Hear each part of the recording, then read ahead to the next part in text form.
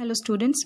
So we are continuing with lesson 5, The Happy Prince, and in our last class we have seen that how the prince convinced the swallow to stay for one more night and to pluck out his one eye which has been made of sapphire, and to give it to the playwright who was unable to finish his play because of too much cold and lack of woods.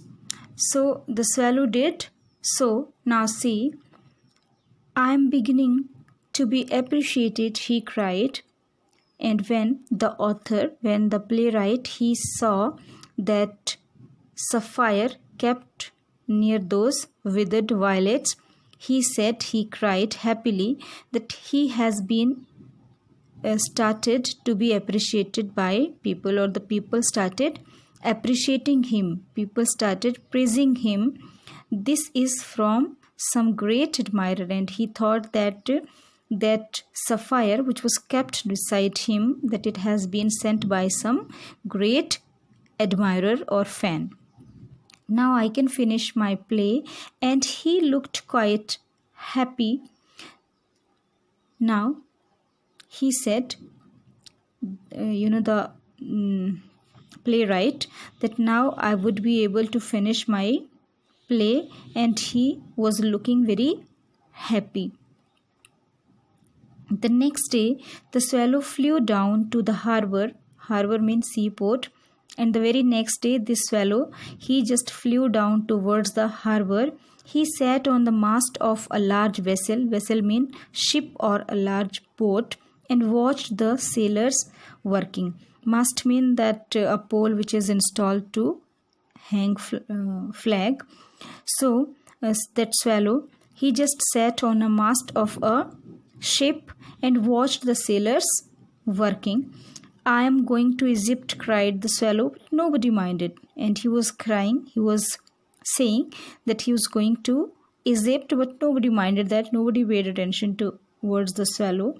And when the moon rose, he flew back to the happy prince. Moon rose means night came. The moon rises. Okay, the swallow, it flew back again to the happy prince. I have come to bid you goodbye, he cried, and he said to the happy prince that he has come to say him goodbye. Swallow, swallow, little swallow, said the prince, will you not stay with me one night longer? Now again, the happy prince asked the swallow to stay with him for one more night.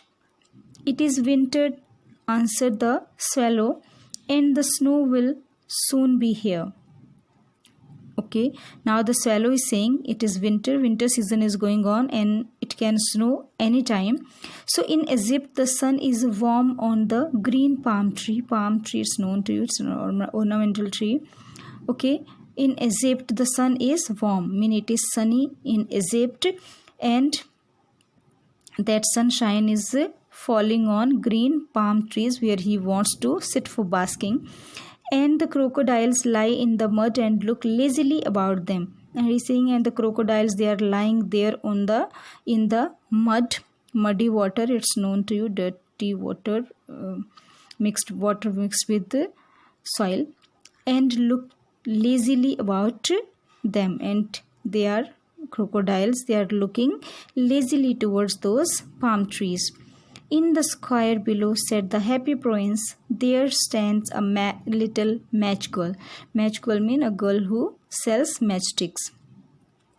So in the square below, square means that four crossroad or a platform. On that square, a little match girl is standing. The happy prince said to the swallow, she has let her matches fall in the gutter, and they are all spoiled.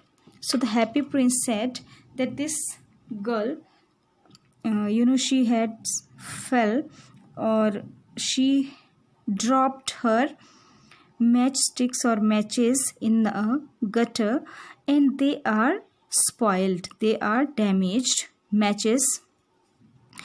Her father will beat her if she does not bring home some money. and she is crying. So the happy prince said that the girl is crying because if she will not take any money to whom, her father would beat her, her father would punish her. She has no shoes or stockings, and her little head is bare. Now the prince is saying, happy prince, that she is not having shoes and socks and her little head is bare. I mean, she is not having anything on her head. So pluck out my other eye and give it to her, and her father will not beat her.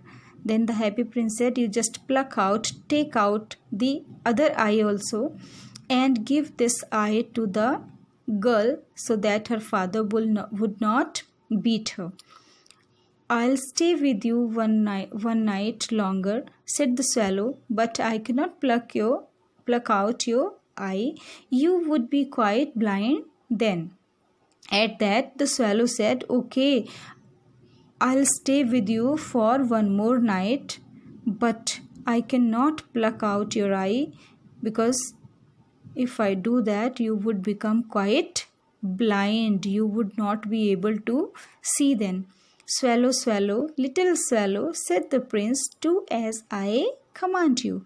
Now the happy prince is again saying, you just do whatever I am commanding you, I am ordering you. So he plucked out the prince's other eye, and darted down with it. Darted means flew. So the swallow, he plucked out prince's other eye also and flew down with it. He swooped past the match girl and slipped the jewel into her palm of her hand. Now the swallow, it swooped means it immediately just moved towards the girl and put that jewel, that sapphire, the other eye of the happy prince, into the palm of her hand. Palm, I think it's known to you, the flat surface of the hand, this one. Okay, then what a lovely bit of glass, cried the little girl, and she ran home laughing. And when that girl, she saw that, she said, what a lovely piece of glass, bit of glass.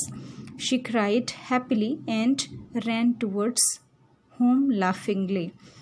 Then the swallow came back to the prince. You are blind now, he said, so I'll stay with you always. When the swallow came back, he said to the prince that you are quite blind now, you are not able to see, so I'll stay with you forever. I'm not going by leaving you now, the swallow said to the happy prince. No, little swallow, said the poor prince, you must go away to Egypt. At that, the poor prince, he said, no, swallow, you don't stay back, you just go to Egypt. No, I'll stay with you always, said the swallow, and he slept at the prince's feet. So at this the swallow said, no, I'll not going anywhere, I'll stay with you, and he just slept at the prince's feet. All the next day he sat on the prince's shoulder and told him stories of what he had seen in strange lands. So all the next day he sat on the prince's shoulder and told him stories about what he was able to see all around. Dear little swallow, said the prince, you tell me of marvelous things, but more marvelous than anything is the suffering of men and women. At that, this happy prince, he said, dear little swallow, you tell me of marvelous things. You are telling me about good things, but more marvelous than anything is the suffering of men and women. But they are good than the suffering of men and women. There is no mystery so great as misery. So misery means sufferings. There is no mystery which is greater than misery. Fly over my city, little swallow, and tell me what you see there. So the prince said, you just fly over my city, fly above my city, and tell me about the sufferings of the people. Tell me the sufferings, miseries you are able to see there. That's all for today. Rest will do later.